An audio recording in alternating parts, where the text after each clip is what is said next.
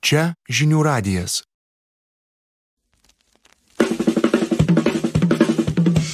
Radio ritmas. Halo, halo, Loibo Tomas kalba. Aš jūsų balsą labai gerai girdžiu. Tikiuosi niekas nesirguliuojat chronišku gripu ir gerai leidžiat Kalėdų dieną. Pirmą Kalėdų dieną ir smagu man sutikti čia žinių radijo studijoje ne ką kito, o Algirdą Kaušpėdą. Sveiki. Sveiki. Kaip sekasi, Algirdai? Nesirguliuojat chronišku gripu? Puikiai funkcionuojam, vis dar scenoje karts nuo karts pasirodom, tai va, tai yra džiugu gyventi. Kaip jums Kalėdų laikas yra šiaip? Jūs esat kalėdiškas žmogus? Kiekvienais metais laukit Kalėdų? Ne, nesu ir netgi esu tokį apsakymą parašęs Kalėdų nelaisvėje. Tai Kalėdos yra dviprasmiškas dalykas. Tai man Kalėdos yra kaip gerosios vilties, kaip atsinaujinimo, būsimo pažadas. Tai krikščioniška šventė ir tai džiugina. Tačiau tas tam tikrų formalių dalykų atlikimas, ten visi tie vakarėliai, visos tos dovanos, visi tie sveikinimai, atsisveikinimai ir vėl pasisveikinimai, tai šiek tiek man kaip jau daug metų gyvenančiam žmogui, kažkur jau į tokią tam tikrą turbulenciją, į tam tikrą ratą viskas perauga, kartojasi pernelyg. Per daug dovanų, sakot, ar ne? Per daug materializmo? Ne, tai matot, aš pats turiu dovanoti dovanas ir nebesugalvoju ką, nes viską turi, pavyzdžiui, anūkai. Ir tai yra, tokie iššūkiai kažkokie. Ir svarbiausia padovanoja, o po to nelabai reikėjo, nelabai įvertina. Čia gal geriausia dovanot laiką kartu. Taip. Turbūt tas dalykas. Tai jūsų namuose Kalėdos turi kažkokių tradicijų ar kažko, ką kiekvienais metais darot, kas jums vis dėlto būtų labiau prie širdies, negu tiesiog apsikeist dovanom? Ne, tai žinoma, kad visada darėm ir dabar tebedarome, tai yra artimiausiam šeimos rate. Tai pati didžiausia šventė yra kūčios. Kartu pakūčiuoti, kartu pabūti su artimai žmonėm ir po to sulaukti Kalėdų. Tai matyt, kad kūčios yra didesnė šventė mums nei Kalėdos. Jūs pasnikaujat per kūčias? Taip, kaip priklauso, galbūt šiek tiek ne tokį nedidelį pasniką, bet tokį, menką auką atiduodam. Ir dar artėja nauji metai ir nauji metai, žinau, kad yra šiaip jau grupės Antis gimtadienis, taip turbūt galima sakyti. Buvo pirmas koncertas, jis dar kitaip vadinosi ta grupė, kaip supratau tada, kai jūs tik tai pradėjote 84-aisiais. Tai buvo Volkswagenai, jeigu aš teisingai... Jo, yra tokia legenda. Grupė tada nebuvo nei grupės, nei pavadinimo, buvo juokai vien tik tai.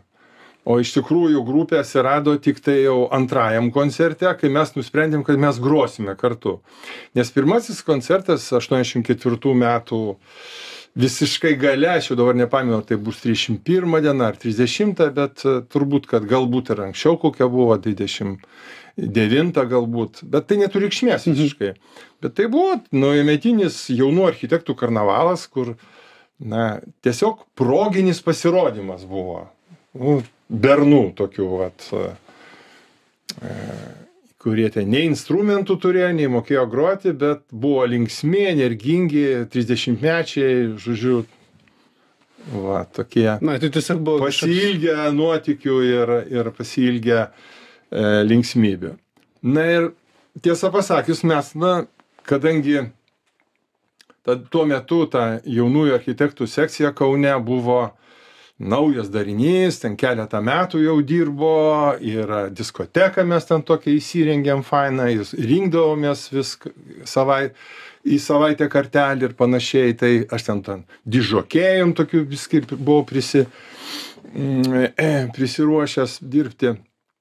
Tai gan tokie ryšiai atsirado neformalūs, gan stiprus tarp architektų. Kai dabar lyginu, kokie yra dabar ir kokie tada buvo, tai Na, ta prasme, buvo kaip bendruomenė artimesnė? Jo, labai buvo artima bendruomenė, visi apie visus viską žinojo, visiems padėjo, nes visi dirbo dideliuose institutuose projektavimo. Kaune iš tikrųjų buvo labai daug tų institutų ir, tūkstančiai projektuotojų, ir šimtai architektų, kurie buvo vienijami architektų sąjungos vyresni, o mes jaunųjų architektų sekcija tokia pasidarėm savo tokį hubą. Va, ir mums leido ten, ta architektų sąjunga, ta jau formali organizacija labai silpnai ten ir kažkaip funkcionavo, tai mums ten leido daryti, ką norit, įsirenkit savo diskoteką, tvarkykitės ten, darykitės. Tai mes visą, ten buvo praktiškai, buvo pram projektas toks atskirai stovintis Donelaičio gatvėje, aukštas namas, dabar rekonstruotas yra Vienybės aikštėje. Tai jau ten 11 aukšte, visas aukštas buvo išnaudojamas, tai mes ten išpuošėm tam karnavalui, iš tikrųjų buvo labai puikiai šventė. Ir tai pasirodėm puikiai, kad teko pakartoti. O ką grojat? Grojam mes daugiausiai tokius kažkokius tai, sakysime, coverius, kaip sugebėjome. Ir pati tada madingiausia mums grupė buvo tokia vokiečių grupė Trio. Gal atsimena tokia, bėk niekt. Kažkas tokio. Mes tada dainavom taip. Geras. Lietuviškai perkuriat žodžius? Taip, žinau, taigi mes durniavom. Bet turiu pasakyti, kad pirmam pasirodymui buvo būtent jau sukurtas vienas iš hitų. Ir ko tu stovi taip keistai pasviręs? Geras. Nebūsi tamsta apsirėjęs. Nuo pat pirmo koncerto? Nuo pirmo koncerto. Aš turėjau šitą anksčiau biškį pasirašęs tekstas, ko reikia panaudoti. Toks durnas tekstas, reiškia.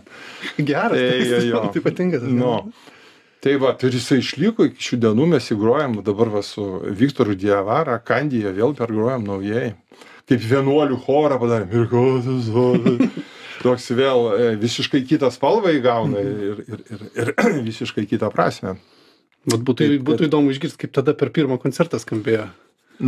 Skambėjo taip, kaip čia pasakyti, labai mėgėjiškai. Bet teko kartot, sakot, ar ne iš karto? Ir kartot, ir man atrodo, kad ne vieną kartą. Nes repertuaras buvo labai trumpas, gal kokie 6 ar 7 šmotai tik tai. Tai sakau, tai ką čia viskas, tai dar kartą grokit. Geras, turbūt tas jausmas įdomus toksai, kai, tai jau viskas, jau 6-7 dainos, o dar publika tokia, tai...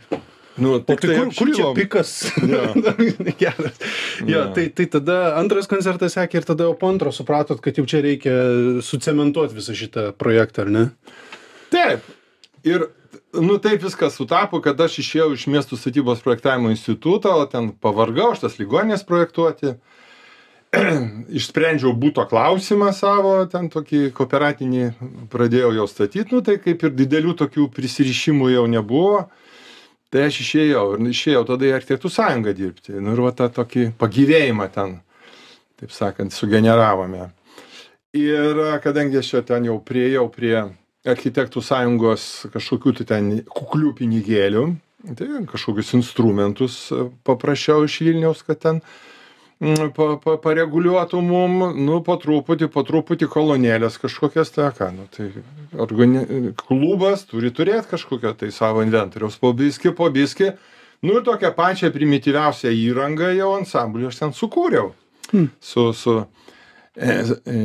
Tai va, ir mes jau sekantis pasirodymas buvo kovo 8. Ir jau mes pasivadinom Antis ir ką tai reiškia, pats nežinau. Žinot, aš jau norėjau jūsų paklausti, ką reiškia tas Antis. Nes aš girdėjau tokių legendų, kad Antis reiškia anti-S. Taip, tai čia yra labai vėlyva versija, kuri atsirado 90 metais. Bet pradžiai, aš nežinau, kas man, kažkaip tai taip šovė į galvą, kad Antis yra labai gražus, tiesiog toks kaip ir architektūrinis, reiškia, žodis.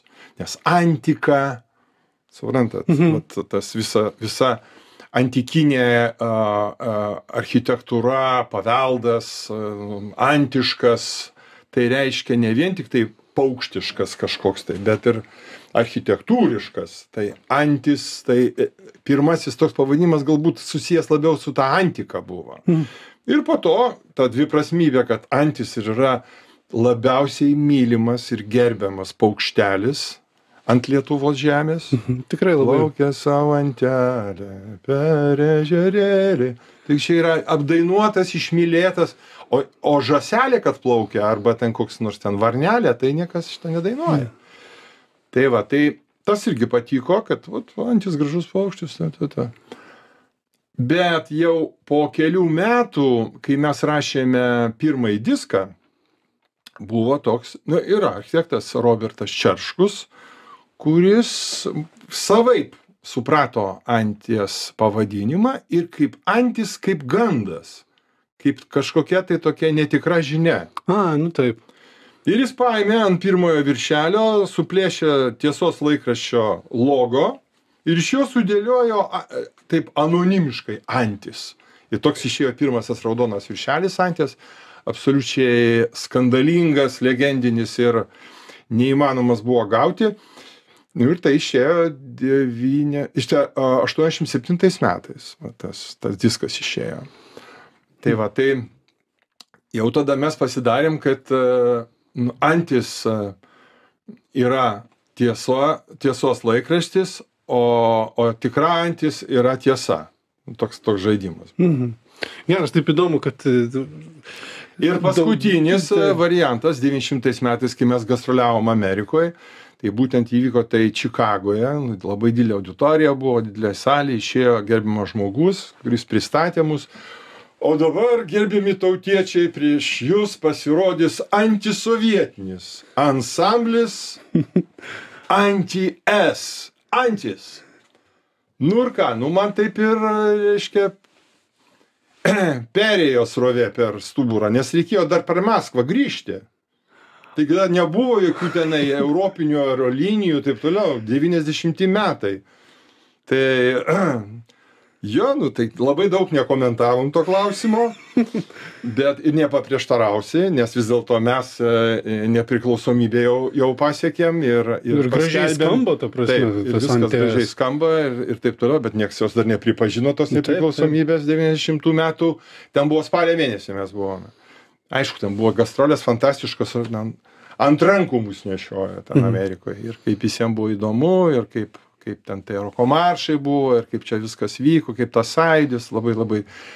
Tai ir koncertavom, ir pasakojom, ir dalinomės, žodžiu, buvo labai toksai, labai intensyvus laikas tada. Įdomu, kad taip kelis net tokius požeminius tokius tunelius turi šitas pavadinimas. Labai. Nes aš gerai atsimenu tą viršelį, kuris pasako dar iš vaikystės, kai tėvai turėjo tą plokštelę. Ir man tas įsiminė taip ir jūsų įvaizdis. Jūs nuo pat pradžių tokį įvaizdį turėjot?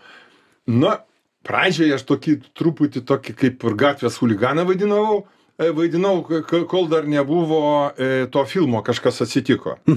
O jau kažkas atsitiko, jau dailininkas Galius Kličius, mus ten sušukavo, aprengė frakais, uždėjo ten specialų grimą, tokį glamrockinį, ir mes tapom savimi, pagaliau. Mums, taip sakant, tokį orų įvaizdį padovanoja. Ir jau po to mes jau jo neatsisakėme ir visur. Nes ten visiškas personažas, ta prasme, kaip kažkoks... Toks vampiriukas. Taip, toks kaip vampyras, bet kaip ir kažkoks, kaip ir liokajus, kaip ir žmogus, kuris priima šitą visą erdvę. Čia mes tiesiog įspūdingas iš tikrųjų tas įvaizdis yra. Daug įdomių dalykų šiaip yra apie Antį susikūrė, jums buvo 31 metai. Taip. Daug tokių grupių iš sakykime, kur mes jau vadinam legendinėmis arba ten, senai grojančiomis, kurios jau tikrai gerai žinomos grupės. Daug kas pradeda groti arba paauglystėj, tokios grupės kaip Foje, pavyzdžiui, susikūrė. Ir Biksai, man atrodo, jie susikūrė, kai jie daug jaunesni buvo. 31 metų pradėt roko grupę, čia yra gana vėlai. Taip jau. Absoliučiai vėlai. Aš jau galvoju, kad ir tai yra ir neįmanoma. Dėl to amžiaus, ar ne? Dėl amžiaus, taip. Dėl to tai pradžiai mes ir kaip saviveiklą savo ir traktavome, kad čia jokių šansų į plačius vandenis kaip ir nematėme. Dėl to, kad visi vyresni buvot? Taip, nu, kad jau čia viskas jau čia beveik nugyventa. Nu ir darbų yra kitų ir turbūt. Bet ir tai laisvas suteikia. Ir visai šeimas turi. Ir tai laisvas šiek tiek suteikia irgi, muzikinė prasme. Ta prasme, kad, mes turim savus darbus, turim savus gyvenimus. Tai, ja. Ir Antis galbūt ir buvo absoliučiai neformali grupė. Kur visiškai nesitaikėm į jokį kontekstą, į jokią, nepretendavom į sceną jokią. Tiesiog savo pagroti, ten kažką draugam. Dėl to išėjo tokie laisvi, pakankamai ironiški tekstai, tokia visiškai, sakyčiau, nesušukuota muzika. Tai ir pasirodo, kai atėjo jau atgimimas, tai buvo milžiniškas privalumas. Visiems to reikėjo. Kažko tokio, kas nepatvirtinta, per kultūros ministeriją, per cenzūrą nepraėjo, kas iš tikrųjų gyvo, tikro ir kaip sakant, nesugadinto. Bet kaip, sakykime, saviveiklos chebra, taip turbūt galima pavadinti irgi, turint minty, nuo ko prasidėjo, tai labai gerai grojot. Ta prasme, iš kur tai buvo, nes tiek laiko reikėjo vis tiek prie tų instrumentų praleisti ir panašiai, kad skambėtų profesionaliau, vis tiek negu šiaip kažkas, mokėdamas 3-4 akordus. Čia mes kalbam apie šiek tiek jazz rocką, kažką panašaus. Taip, bet jeigu pradėsim, sakysim, nuo to pirmo vakarėlio, kur šis buvo, vienintelis muzikantas, sakyčiau, buvo Arūnas Blušius, kuris su gitara grojo puikiai. O visi kiti, aš ten, koks iš mes dalininkas. O Linas Būda, pavyzdžiui. Ne, daug vėliau. Jis vėliau prisijungė. Jo, daug vėliau. Ten šis buvo toks cijūnėlis, Dalius mušė būgnais, tai jis nemokėjo. Ne. Tai buvo Anties skirtingos generacijos. Ir po to susikūrė viena generacija, kur antroji, taip sakant, generacija, kur groja jau architektai mokantys šiek tiek groti. O jau trečia generacija, kai mums reikėjo įrašinėti, atsiprašau, pirmąjį savo diską, aš suvokiau, kad mes neįrašysime.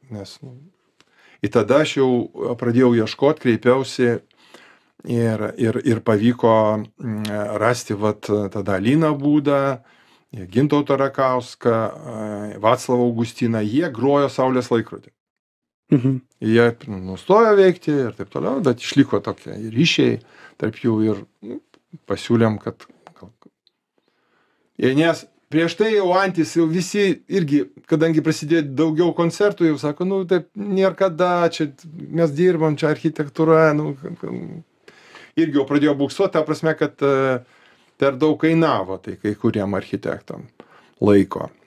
Ir ta jau tada paskutinė generacija, prie kurios jau dar anksčiau prisijungė Petras Ubartas su savo trimitais ir tą džiazrokinį tokį davė skambėsi.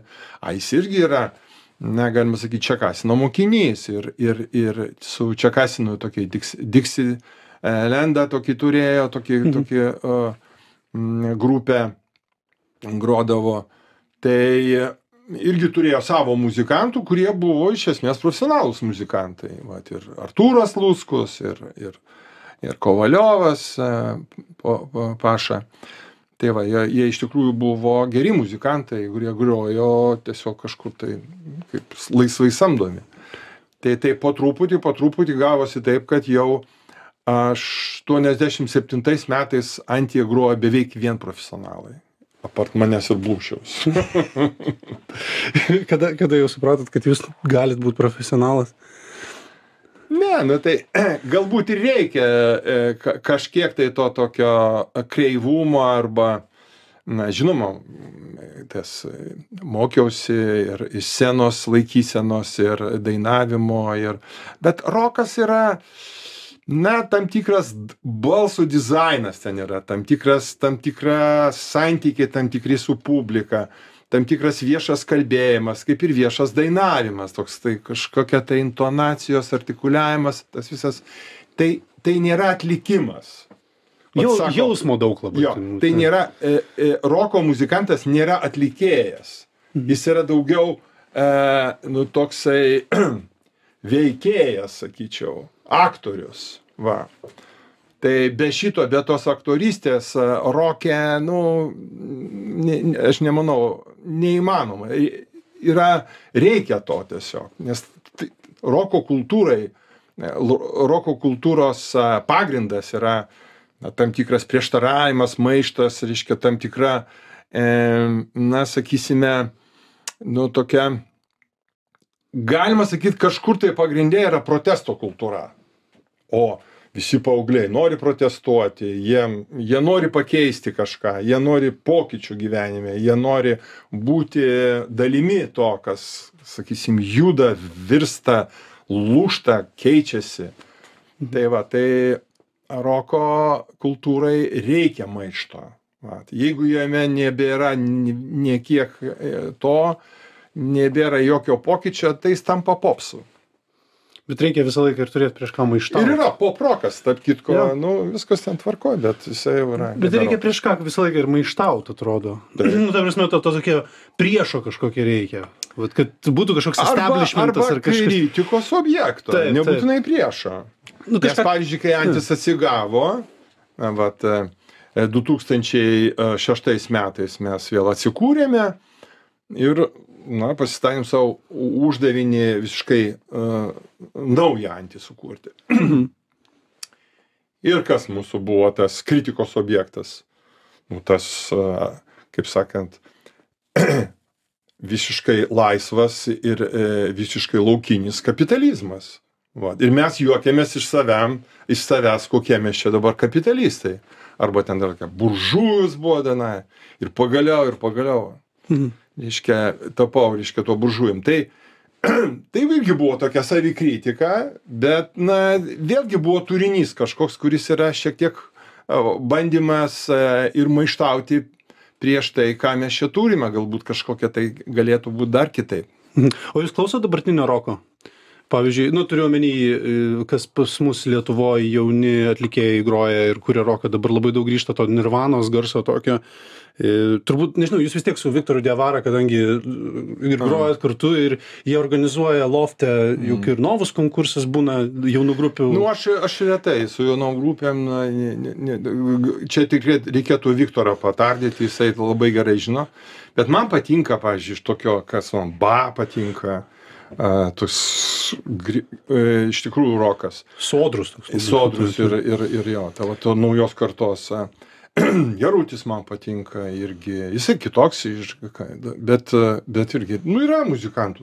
Jarutis melodingas toks rokas. Jo, melodingas. Jo labai balsas labai jo gražus. Taip, šiltas toks. Jis pats yra toks šiltas žmogus. O kaip jūs, pavyzdžiui, pats savo balsą bandėt keisti, ar visą laiką kaip tik stengiatės išlaikyti kažkokią tai vieną ir tą pačią liniją balso? Ta prasme, kad pasiekti kažkokį tai aukštesnę natą ar kažką taip išmokti iš balso, ištraukti daugiau negu kad įmanoma, ar tiesiog viskas vėlgi ėjo ant jausmo ir kaip eina daina, taip eina? Aš tikrai jeigu, pavyzdžiui, yra daina kažkokia tai, kur jau nebesudainuoju, tai aš paprašau biškį ten harmoniją pakeisti. Tai nieko čia visada prisitaikai. Tai aišku, kad mano tos galimybės yra ribotos, bet, ašgi neišeinu į sceną demonstruoti savo balso galimybę, kai koks operos solistas. Ne tame, aš nesu atlikėjas. Aš ateinu į sceną pabendrauti.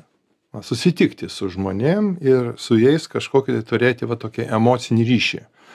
Ne vien emocinį, bet ir intelektualinį. Kažką pasakoti jiem, kažkaip tai sukurti tam tikrą dramą. Ir tai yra, žinoma, pusiau aktorinis toksai darbas ir pusiau muzikantų. Tai ir tekstų rašyme turbūt tas įdomu turėti istoriją dainoj. Žinoma, turi būti koncepcija, turi būti žinia. Ką tu nori pasakyti šito teksto? Tai jeigu tekstas yra apie nieką, tai, principe, labai jisai greitai miršta. Iš esmės. O tie tekstai, kurie turi kažkokią tokią raziną, jie išlieka. Ir netgi žmonės jos cituoja, prisimena ir... Šiaip, kad kas atsitiko, papasakot istoriją, tas ir tas padarė tą ir tą, taip ir paskui viskas išsirutuliojo, į šitą dalyką. Ir jeigu tai įdomi istorija, žiauriai iškabina. Kaip jūs vienas kitas su Viktoru Diavaru atradot ir pradėjot Kandi? Na, galima sakyti taip, kad Antis jau kažkur tai 12 metais mes jau buvome taip šiek tiek jau pavargę, bet dar sugalvojom parašyti dar vieną diską. Ir tas diskas buvo baisiai džiugu. Paskui mes, ta Antis, kuri buvo po atsikūrimo, buvo 3 diskai mūsų. Tai Ančių dainos, Zuikis Playboyus ir Baisiai džiugu. Tai Baisiai džiugu jau iš vidaus Anties nebeatsirado entuziazmo ir jėgos kurti. Ir tada aš turėjau tekstų prisirašęs viską. Mūsų vadybininkas Vaidas Tackevičius sako, žinai ką, tu pabandyk su Viktoru. Vaidas pamatė šitą, ne? Vaidas. Ir Vaidas sako, pabandyk su Viktoru, kaip tau ten pasirodė, žinai. Nu ir ten atsimintos pirmus mūsų susitikimus, tiesiog toks buvo, aš atsineždavau diskų kažkokių tai, tų tekstų, sakau, vat man šitas patinka, va šitas, vat norėčiau va tokio skambėjimo, va kažką iš čia, nu toks koliažas, žinai, kažkaip ištransliuoti jam, kokie čia mano yra apetitai. Ir galų gale pats ten kažką, tai su gitara kažkokius tai ten kelias tenai pasiūliau idėjas, kažkokius tembrus pasiūliau su tokiu nedideliu ten sintezatorium. Ir mes po truputį taip suartėjome ir kaip jis pavarė, praktiškai labai tas paskutinis diskas Baisiai džiugu, na, yra prodiusuotas Viktoro Diavaros.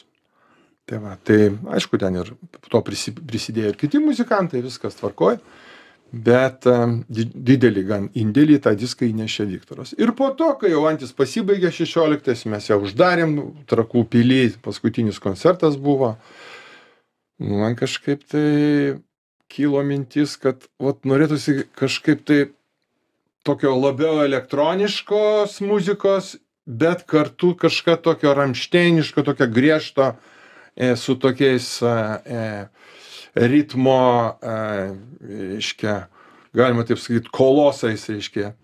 Nu ir mes radom vėl bendrą kalbą ir atsirado taip, vat, už poliarinio rato mūsų tas diskas, kuris yra visiškai kitoks ir na, man jis patinka. Ir dabar grupė Kandis ir Antis viena kitą perdengs visai jau netrukus čia gruodžio mėnesio pabaigoje ir mes po trumpos pertraukos apie tai pakalbėsim. Radio ritmas.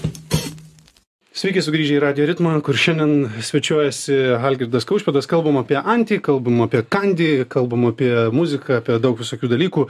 Ir mes čia prieš pertrauką kalbėjom, kad Kandis dabar turi tokį projektą, kuris susijęs su Antimi ir perdarinėt dainas vienaip ar kitaip, ar ne?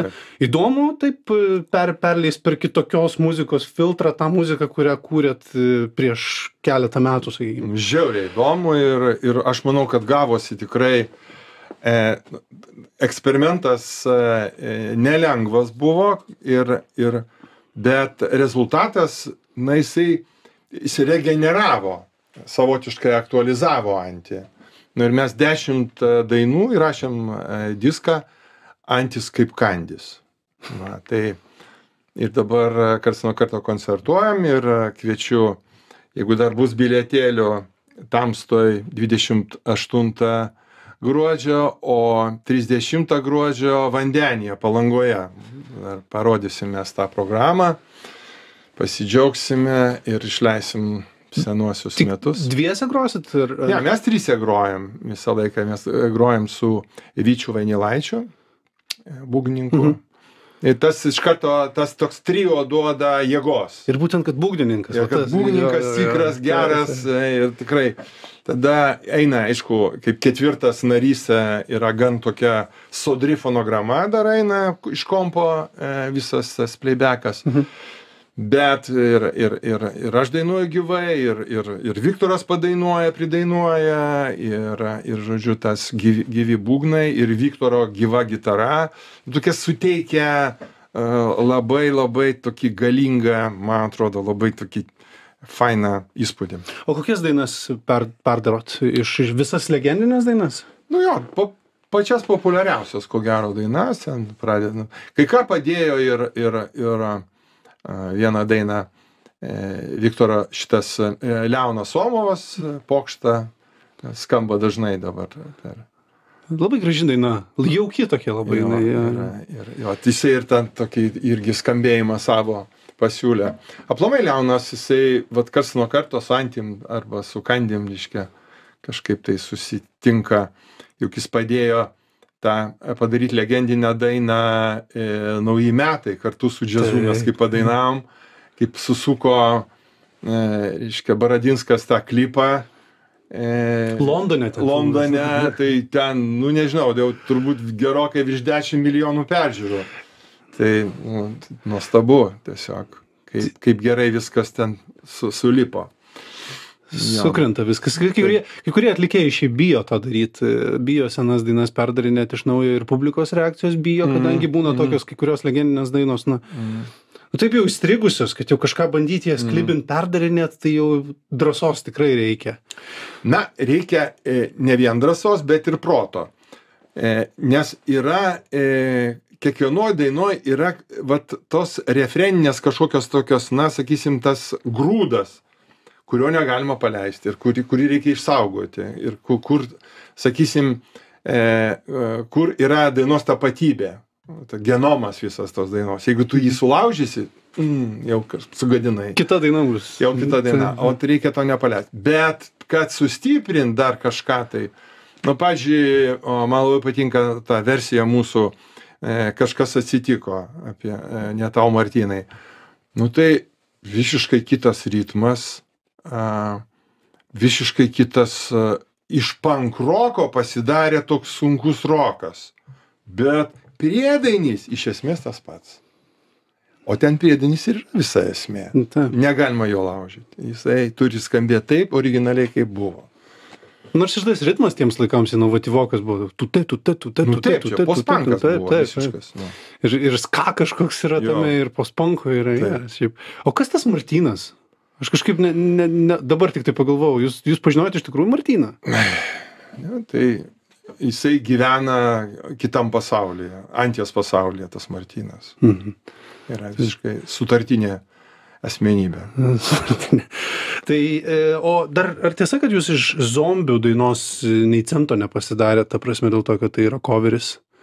Ja, tai už atlikimą gaunam, už savo, taip sakant, aš tenai žodžių savo, visiškai ten žodžiai yra mano, nu tai kažkiek tai visą laiką daliname su Colinu Hay, jam siunčiam ten Man at Work, gauna kažką ten, kažkokias kapeikas čia. Stebisi, iš kur čia pasinėti? Iš Lietuvos ateina kažkokias kapeikas. Ne, bet jie žino, man atrodo, su jais buvo susisiekta netgi. Buvo. Kad... Aš jį mačiau ir šitam Londone buvo, tokiam vienam klube, jisai atvažiavęs buvo ir būtent šitą dainą Down Under dainavo. Nu, tada buvo labai madinga, man labai patiko ir aš sakau, nu, man šitą reikia būtinai padaryti coverį. Ir toks sėkmingas išėjo ir labai žmonėms patiko, kad jisai netgi įgavo savo kažkokį tai, na, sakysime, savarankišką gyvenimą. Visiškai jis jau kažkas po to sužinojo, o taigi čia ne Anties daina. Ir čia buvo kaip ir atradimas, žinai. Mes niekad neslėpėm ir visada visur diske, kur ten buvo publikuota, visur atvirai apie tai kalbėjome, bet kažkas atsibudo ir pradėjo netgi piktintis. Tai kaip čia jūs čia groja? O ko čia piktintis, man keistas? Nu, čia kartais taip būna. Bet labai daug atlikėjų taip darė, Beatlai taip darė, Rolling Stonesai taip darė, kiek daug taip darė. Absoliučiai, coveriai. Čia yra Bet koks atlikėjas formuoja iš tam tikrų kompozitorių, tam tikrų, reiškia, dainų savo visą repertuarą. Ir tai yra absoliučiai normalu.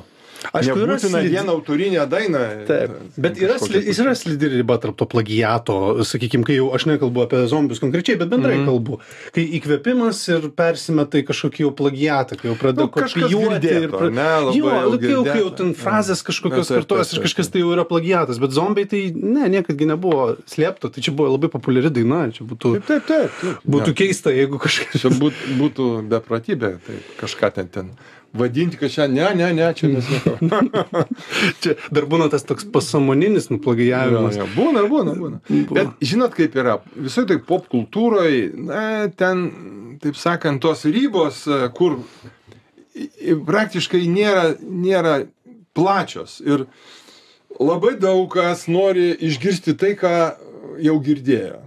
Ir čia yra, jeigu tu padarysi visiškai revoliucingą kažką, tai ir skambėsi, ir muzikinį turinį, ir formą, gali nepatikti. Ir labai dažnai nepatinka. Ir padaryti ten taip gerai, kad kai padarė Pink Floyd revoliuciją tokią, kad nieks negirdėjo, bet labai patiko. Tai taip labai retai atsitinka. Tai čia jo labiau, kai dabar tokia masė muzikos išeina, dešimtis tūkstančių dainų per dieną, dešimtis tūkstančių į Spotify. Tai galų galia jau Spotify ten skamba ten tų dainų, aš jau tiesiog kaip kažkokia muzikinė paslauga. Kažkoks fonas tiesiog. Tiesiog, ten jau kalbėti apie kažkokią tai, apie turinį, kurį reikia įdėmiai klausyti, neišeina. Bet ir šiaip, ta prasme, jau dabar labai sunku tą daryti, kad tiesiog klausyti, ypatingai jaunesniai kartai, aš ar pastebiu su vaikais. Sakykime, kad jiems reikia multimedijos. Vaizdas labai reikalingas. Jau tas vieną atsisėsti, kad ten tiesiog plokštelę pasimtų, susidėti ir žiūrėti, čia ančių dainos yra, žiūrėti plokštelę, žiūrėti į artworką, jau sunku darosi, jau noris kažkokio vaizdo judėjimo, kažkokį daugiau. Tai čia apie klipus negalvoja daryti kažkokius? Ne. Tai iš esmės tai mes padarėm keletą, tai ten kažkas atsitiko, zombius, bet kažkokie ten tie klipai nesigavo tokie geri, kaip, tarkime, su džiazu, kai padarėm. Tai tokie, džiazu labai ta atmosfera gera labai. Ja. Ten labai geras vis dėlto buvo Baradinsko darbas, labai gerai viską taip sustatė ir kažką pagavo tokio, kas yra iš tikrųjų vizualizavo, čia kitas eilės yra Gintaro Patacko. Ir aš sutikau naujus metus, neužsivilkęs palto, kai lijo Anglijoje lietus ir buvo baisiai šalta. Ir tai yra tema, tas spektaklis išvarymas, ar ne? Tai iki šiol sukasi. Dramos teatre. Ir iki šiol ten, nors ten 5 valandos, man atrodo. Kažkas panašaus. Bet vis tiek žmonės, nes tai yra tikra, nes tai yra ta istorija emigracijos. Ir staiga ta daina, jinai pataikė ir į tai. Į kažkodėl, reiškia, tai rezonavo su to lietuviška būtimi, su tuo ryšiu tarp Lietuvos ir Anglijos, tarp to svajonių, reiškia, kažkokiam tai ten, kaip papūgos narvelėje gyventi, kažkaip tai gražiai gyventi, kažkaip tai kabintis, kažką daryti. Tai yra, pataikė tas tikras nervas ir užsikabino dėl to žmonėm. Ir dar daina buvo gerai perdaryta. Taip. Kaip ir Somovas neišmetė kažkokio to tokio grūdo, apie kurį jūs sakėte. Gerokai buvo perdaryta. Nes jinai sužydėjo iš naujo, ta prasme, turbūt labai daug žmonių ją išgirdo, kurie net ir nebuvo girdėję anties versijos ten pačios pirmos. O jūs kad nors sutikot naujus metus Anglijai? Reikia pagalvoti, gal kokį kartelį. Kai buvo baisiai šalta. Bet, aišku, Londone lankiausi labai daug kartų ir labai mėgstu šitą miestą. Patinka. O ką ten veikėt? Tai kaip visada, yra masė teatrų, masė įvairių pramogų ir nueini ir ir į turgų kažkokį tai ten blusų ir ko tik tai ten ir į muziejus ir yra ką veikti Londone. Skruzdėlynas, megamiestas, kiek ten milijonų žmonių. O šiaip ką iš tokių vat megamiestų, ką jūs turit kažkokį vat tokį, kaip Mamontovas sako apie Berlyną, pavyzdžiui, labai dažnai sako, kad Berlynas jo vienas mylimiausių tokių miestų. Ja, man Berlynas irgi patinka, bet patinka Berlyne pasitusuot, reiškia, va tas. Taip. Vakarinis, naktinis, diskotekos, naujienos visokios, laisvi labai žmonės, labai mišri tokia. Savotiškai Berlynas toks yra Europos New Yorkas, kur į emigrantą niekas nežiūri kaip nors tą neigiamą, nes Berlyne, man atrodo, jų yra labai daug. Taip. Ypatingai to kūrybingo jaunimo. Man patinka Kopenhaga, patinka irgi jie taip gan gerai, nes ten labai gera kokybiška architektūra, vat, pasižiūrėti, pavaikščioti, ir nuo detalės iki visumos. Ir Danai aplamai labai geri architektai. Ten tiesiog masiškai gera architektūra. Tu nerasi kokio kičo. Viskas yra nuo mažiausio namelio iki didingo pastato, viskas yra labai aukštos kokybės. Tai man patinka pakaifuot kaip architektui, vat, grinai, taip pasigėrėti. O daug muzikos architektūroje yra? Čia toks filosofinis šiek tiek klausimas, bet kur ta muzika, pavyzdžiui, atkreipdėmėsi? Tai architektūroje lygiai taip pat yra, galim taip sakyti, labai stiprus dalykas yra kontekstas. Ir muzikoje kontekstas labai svarbus yra. Kur tu groji, kam tu groji, kaip ten viskas. Labai svarbu. Jeigu tu netam grosi, kur netam skirta tavo muzika, tai tas šis nieks nepriims. Labai svarbu ritmas muzikoje ir labai svarbu ritmas architektūroje. Turi būti tie visi.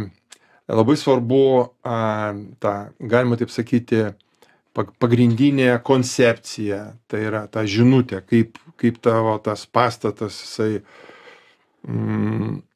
kaip jisai santykiuoja kokie jo santykiai su aplinka, su kitais pastatais, koks jo tas aš yra, kaip jis tas ego išsireiškia. Ar jis nuolankus ir jis foninis yra, ir jisai pritarė tik kitiem ir sako, aš labai nenoriu čia nieko, atsiprašau, aš čia pabūsiu. Tyliai pabūsiu. Ar priešingai lyderis, vat atsirado lyderis, kuris sako, čia jūs, mano, taip sakant, visi yra pavaldiniai, o aš čia pagrindinis ir čia aš esu lyderis, aš esu aš. Kartais tokio reikia, kuris ten suimtų viską, o kartais priešingai nesugadinto, įsiterpti ir labai, tai lygiai taip pat ir muzikoje labai svarbu ta žinutė, labai svarbu kontekstas, labai svarbu ritmas, labai svarbu intonacija. Intonacija tai galima sakyti, kaip tu interpretuoji viską, kaip tu žodžius tari, kaip tu dainuoji, kur dedi akcentus visus, kaip tave girdi. Nes dainininkas turi dainuodamas kalbėti.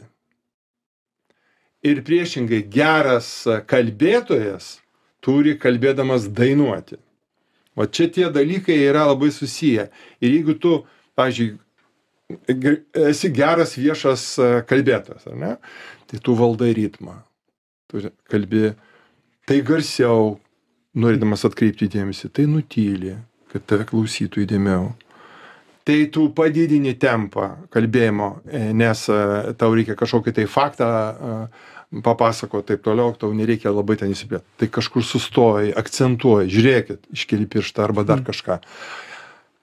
Ir pauzės. Kalbėjimas tai yra nuostabiai išpildytos pauzės. Lygiai tas pats muzikoje yra. Jeigu muzikoje nepadarai reikiamai teisingai, nesustatai tų pauzių, neišlaikai tų sinkopių normaliai, nepadarai, ne tas, triukšmas darosi. O kaip jūs, kaip pavyzdžiui, toks mylėtojas architektūros Kopenhagos, jaučiatės mega miestuose, tokiuose kaip New Yorkas, tarkim, arba Čikaga, kur jau ten dangoraižiai? Taip pat atkreipia dėmesį į tas pačias detalės, ta prasme? Tai Čikagos architektūra nuostabi. Niujorke irgi yra labai daug geros architektūros, bet nėra visko. Bet, pavyzdžiui, man žiauriai taip patiko ir Singapūras. Ir gyvenau tam viešbutį, kur ten ant tokių, baseinas. Aš nepamenu, kaip jis vadinasi. Baseinas virš dangoraižių toksai, padarytas ir ten po kojom visas miestas. Tai ten nepaprastai vėlgi yra, kad ir, sakysim, Dubajus, ar ne, kai buvo ten Expo, tai irgi labai gražių dalykų, bet yra ir šlamšto visokio. Tai ir, pavyzdžiui, man Europos architektūra, jinai tokia, va taip,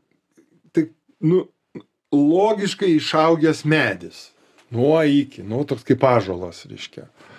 O, sakysime, naujai pastatyti visiškai miestą, jie arba pavyko, arba nelabai, ten, sakysime, tas Singapūras, labiau pavykęs yra, o Dubajus man toksai, dar jisai man, jis yra kažkoks atrakcionų, reiškia, miestas. Tai va, tokį atrakcioną, čia salas padarėm. Jis narcizas toks atrodo truputėlį. Palmė kažkokia, ten supylėm, tai ten, bet tas, sakysim, tas jų muziejus, tas arabiškas, toksai riestainis, reiškia, tai irgi kažkas fantastiško. Yra labai ir tas Burj Khalifa, pats aukščiausias, irgi labai gražus pastatas. Tikrai labai pasisekė, kad ir aukščiausias, ir tikrai labai kokybiška architektūra, labai fantastiška. Architektūrai, ką architektuojat savo kitiem metam? Turit kažkokių savo pažadų kiekvienais metais, ką reiktų ten nuveikti per 25-osius, sutikus metus, kaip rezoliucijos būna, žmonės kelia? Kažkiek tai dalyvauju taip pat ir savo įmonės JP architektūra veikloje. Tai yra keletas svarbių objektų, kuriuos kitais metais toliau darysime. Bet bandau tokį išlaikyti ir tokio jau dirbančio pensininko, dar šiek tiek pagrojančio, dar va čia romaną parašiau, turėtų išeiti kitais metais. Romanas? Taip, romanas jo. Koplyčia vadinsis romanas. Galite atskleisti apie ką, keliais sakiniais? Apie architektą. Kuris gavo užsakymą suprojektuoti koplyčią. Ir nesisekė. Ir jis suprato, kad jisai suprojektuos koplyčią tada, kada jis aplamai suvoks, kaip viskas veikia. Kad ten išgirstų, kad savo santykį su anapusybė kažkaip tai atrasti. Tai visas romanas yra apie tai, kaip klostosi to architekto Leonardo Gražio gyvenimas ir kaip jisai pastato galų gale koplyčią savyje. O, geras. Koplyčią suprojektuoti architektui čia toks ne kiekvienas turbūt ir ryžtųsi netgi. Ja. Tai vat kitais metais turėtumėm sulaukti šitą romaną. Taip. Tai vat labai lauksim ir to romano, lauksim ir muzikinių nuotykių, ir architektūrinių reikalų, ir visko. Labai ačiū, kad atvykote į Radio Ritmą, tikrai smagu ir įdomu su jumis pakalbėti. Algirdas Kaušpėdas, čia buvo Radio Ritmas, linksmų kalėdų, laimingų naujųjų, iki greito. Iki greito. Radio Ritmas.